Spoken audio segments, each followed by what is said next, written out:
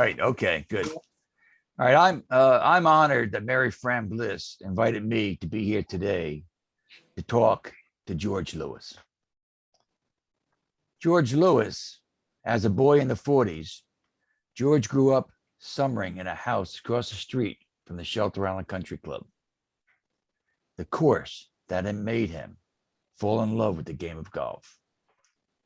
Fall in love he did for only about 75 years, without ever forgetting the place that started it all. George and his family so loved the opportunity to play that they would never let anyone disrespect the golf course. When I first met the family, they would always correct me when I said Goat Hill.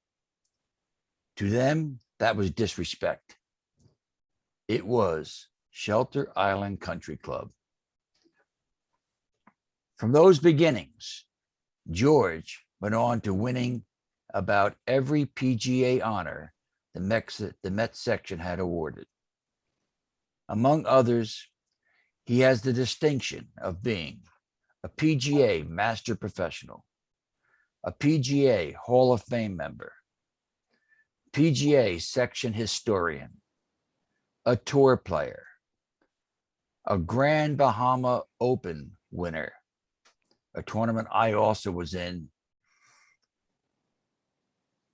and the PGA Pro of the Year.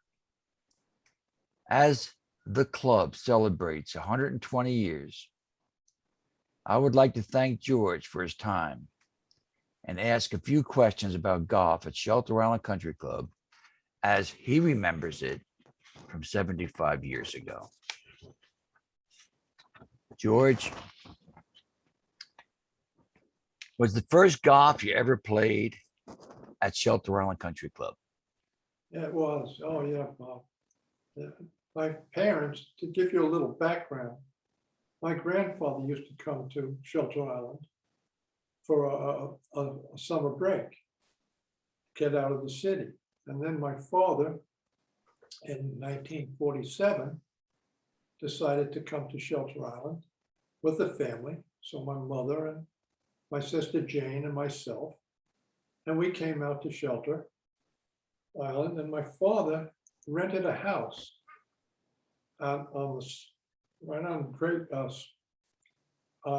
right across the street from the golf course, right across the street from the second hole, as a matter of fact.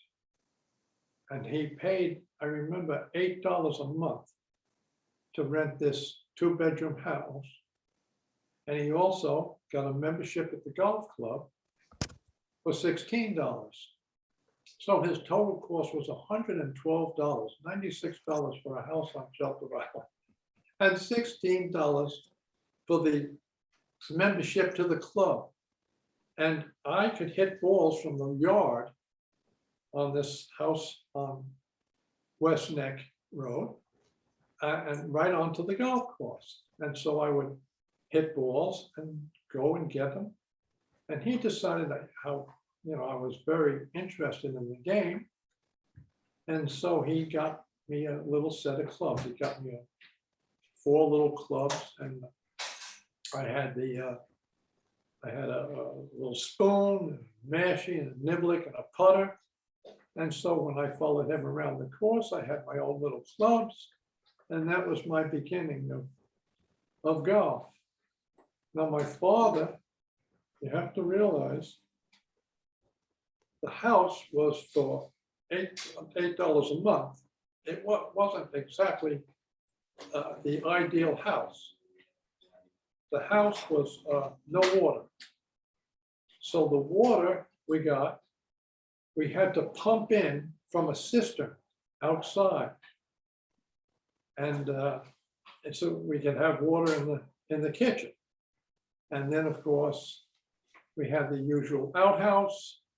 So, but I know in 1947, it didn't mean that much to us. I mean, we were all young and everything. We didn't even think about it. And that was our beginnings here of Shelter Island. But that was my beginning of I was hooked on the game. I was absolutely hooked on the game.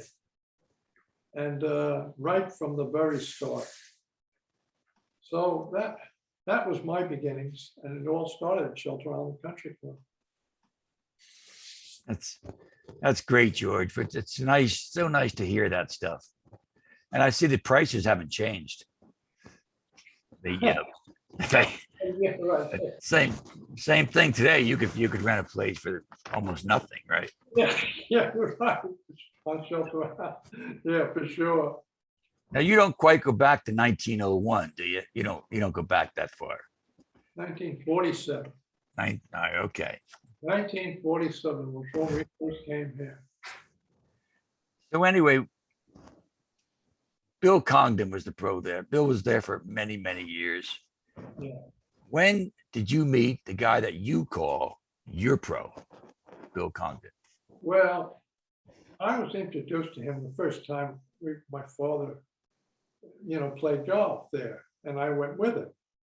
So we met Bill Congdon. I don't remember any details about it, but I remember meeting this man and how quiet he was, and how comfortable he was to be around. He was just a wonderful man. And he was the ultimate greenkeeper. I mean, he worked so hard. He had mowed the greens, he mowed the fairways, he fertilized the greens. He was he had a quiet determination. He didn't mow the roughs very much because he didn't have time. But he was responsible for everything on the golf course single-handedly. For example, to keep the green on a hot summer day, he had to go down. There was no water. There were no wells. And so he had to go down, and I would ride with him on his truck. And he'd go down to Fresh Pond, which was right down by the Crescent Beach. And he'd fill up his buckets with water and bring it back up the hill, and then spray the greens with the water that he got out of Fresh Pond. Just on all those greens. I mean, and single-handedly, he worked from morning to night. I mean, he had a quiet determination about him that was just amazing. It was just, and I followed him around. I rode in the tractor, and he was so kind to me. He would, when he mowed a green, he would mow the outside perimeter first, and then he mowed over the cup.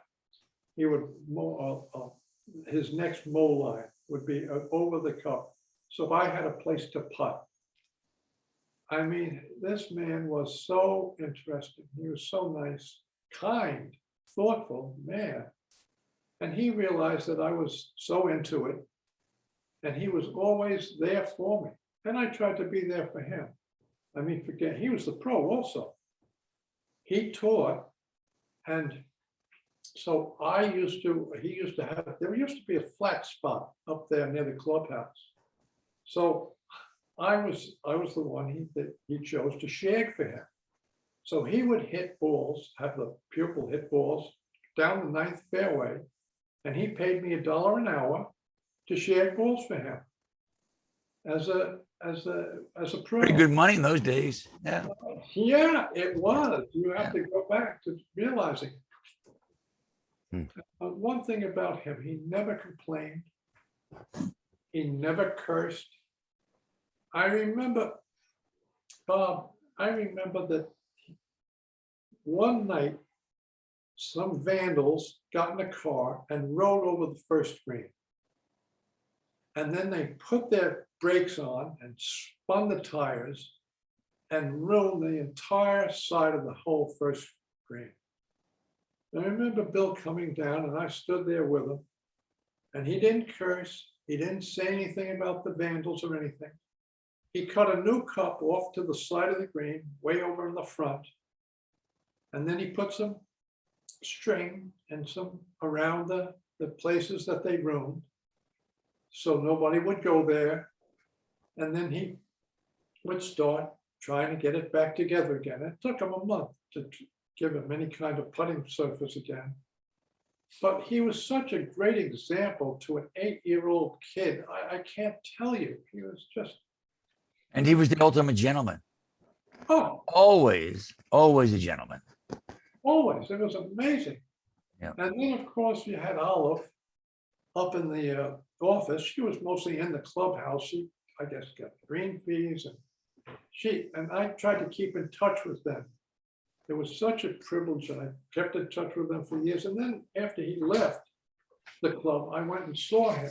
We reminisced over at his house over, times gone by and matches that he had played and so forth. He was a pretty good player. He wasn't a long hitter, but he was a pretty good player, I'll tell you that. And he was just, and he was a friend. He was a friend. He was somebody that you could look up with, too, and it was terrific. I can't say enough about it. I always remember him in his 90s.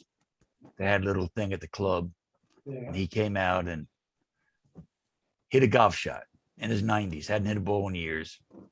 And he smacked it right down the middle. It was just so nice to see. Oh, And I only wish that Bill could be here today yeah. to see that little boy and the tribute that you're paying to him. I knew that whenever you came out to the island, you always stopped to see Bill Condon. Oh, yeah, sure. But I didn't know the story. I didn't know your association. Yeah, it was terrific. But this was the course. This was the course. So can you tell me a little bit about how the course has changed since 1947? Well, it's changed a lot. You got 43 acres on the side of a hill. That's what the course is built on. And You went to work at a club built on the side of a hill. what? You went to work at a place for 25 years at a club that was built on the side of the hill. So you were perfectly comfortable there, weren't you? Perfectly comfortable is right. Leewood Country Club was built on the side of a hill, right? That's right. And And, George was a pro there at Leewood for 25 years, was it, George? That's right. Yeah. That's right. Yeah. And let me describe the course a little bit to you that I remember.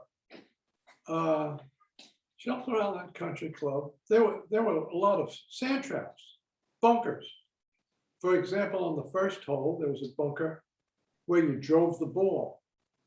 You drove the ball down the fairway, and there was a bunker right there. So if you went a little too far left, you were in a sand trap. Then on the second hole, then you had a bunker on the fourth hole. And that was a big sand trap. That was the biggest sand trap on the entire course. You had to carry that bunker or sand trap just to get onto the fairway for the fourth hole. There was a bunker on the fifth hole. I don't remember quite where it was. I've seen it since, but it wasn't way down on where they keep it now. But there was a bunker there. There was a bunker on the sixth hole, right above where you slope down to the green. So you had to carry that bunker in order to get to the green. Almost impossible, right? There was a bunker on the seventh hole. And there was the same thing. At the top of the hill, before you went down the hill to the green, there was another sand trap. So there was 5 bunkers on the course that I remember. And all that's gone. Now you had another thing. You had the trees. There was a tree on the second hole, an oak, a giant oak tree. It's about 120 yards from the tee. And the tee is the hole is much shorter now than it was then. The tee was way back in the woods. Now there's a house back there, so the hole is shorter. But there was this bunker, and you had to either hook around it, or you had to fade around it. So you could either hook or fade pretty good and depend on it, or else you were out of bounds or in more trees. And then there was an oak on the third hole, a big giant oak tree on the third hole, which kind of protected the green because you couldn't see the green after you drive unless you hit the drive way up to the right. So You're up on top of the hill there, right? that's right. And now you have a side hill lie there. And then of course, Side hill, downhill. Yeah. yeah, exactly. Side hill, downhill lie into that green, right? That's right. You got it. And then, of course, there were the caddies. There were no carts or anything during those years. So you either carried your own bag or you took a caddy. And there are about 25 caddies that hung out there from Heights, from the center, and they all caddied and made a little money for themselves the entire summer.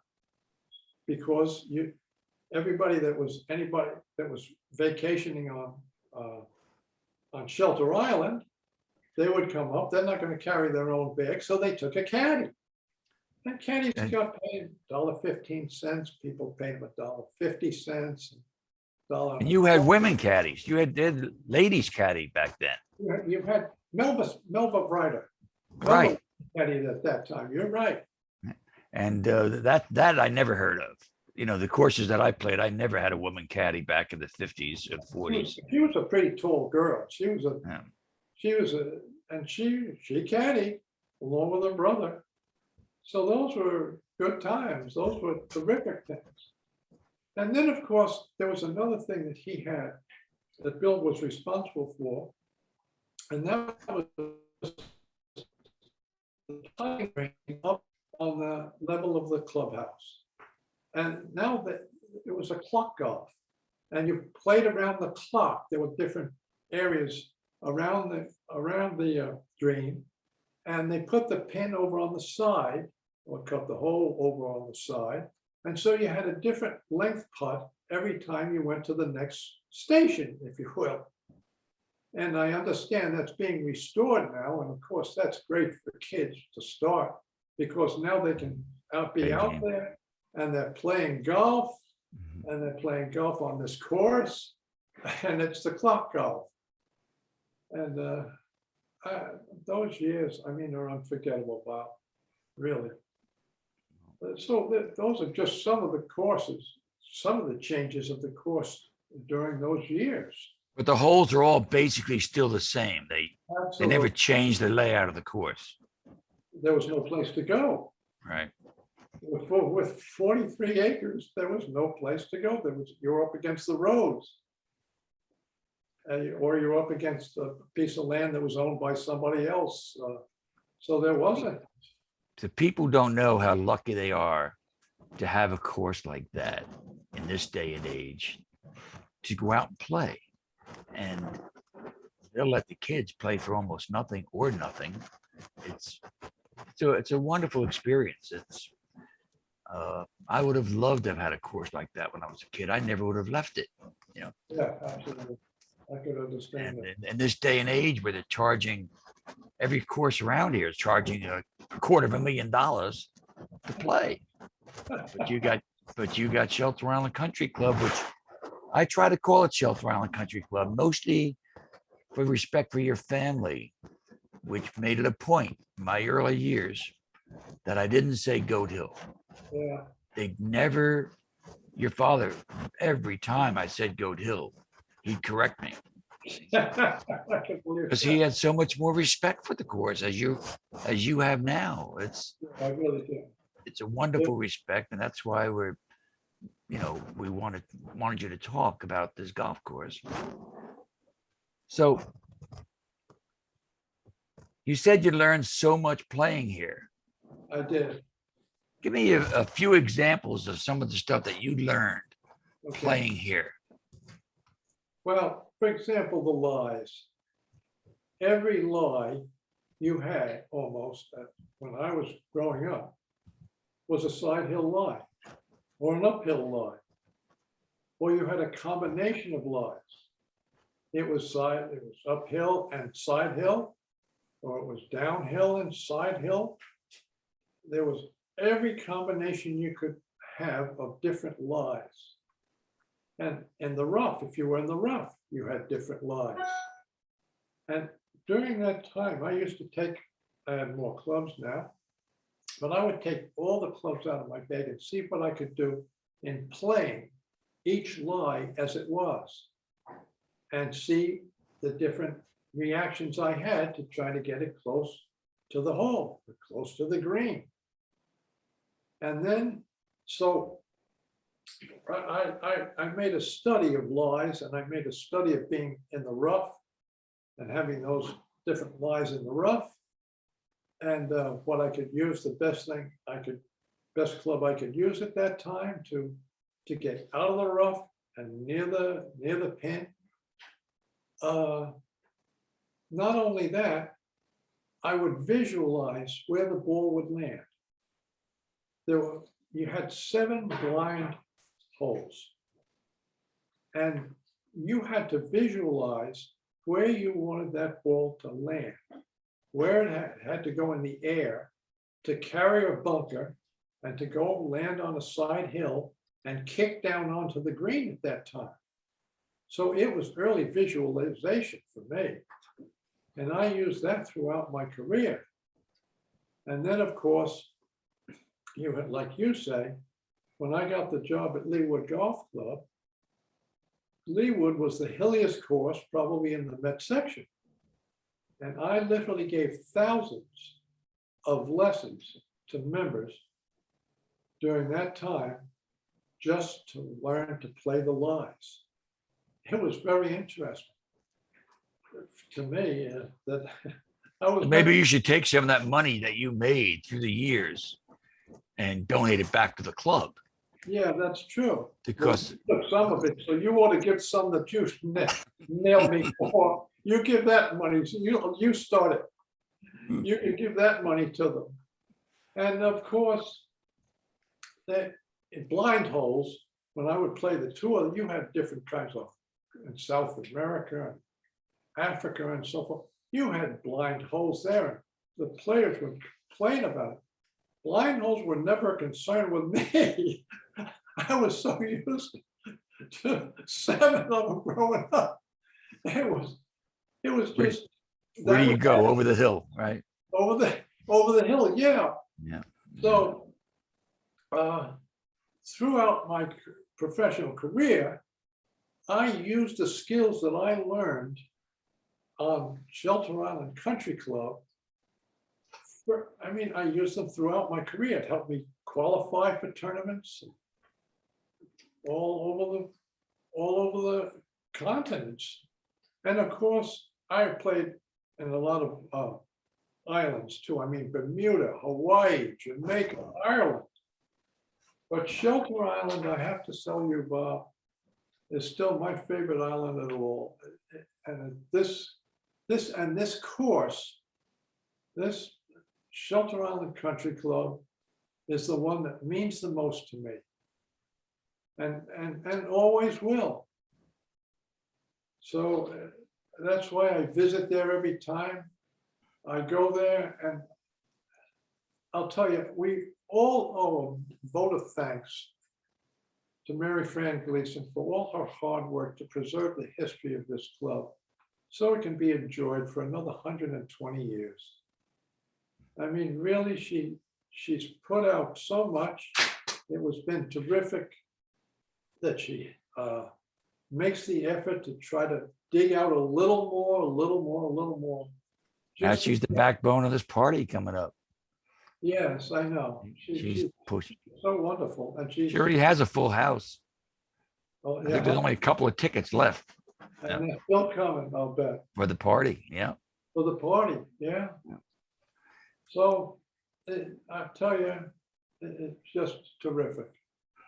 Well, I hope I've added something to the history. But you did exactly what we were hoping you would do, talk a little bit about the course, and it's nice to see you, and it's nice to see somebody that really appreciates what that club is all about. Yeah. and you appreciate the course, you appreciate that the learning process on it, Oh, and the way they ran it in those days, where Olive Congdon ran everything in the clubhouse and Bill ran everything outside. It was amazing. Two people ran the whole place. it really was unbelievable for all those years. Yeah. I'll tell you, he knew how to work. He really knew how to work. Yeah. He was a terrific. And he could play that course. He could roll that ball all over the place. That's right. I remember playing with him, and I'm hitting a wedge into a green and he's hitting like a 6-iron or a 5-iron. And he's hitting spots on the fairway where the ball hits that spot and rolls on the green. And I'm trying to fly it to the green. Yeah, landing on the green and over. Going over it, right? And so every time. It was just terrific. George, we really appreciate this. This is wonderful that you gave us this time and you gave us a little history of what things were like back in the 40s. It was great. Yeah. So well, thank you, Bob. Thanks for the interview. And I think they'll like it. They like hearing what you had to say, and it's nice to see you.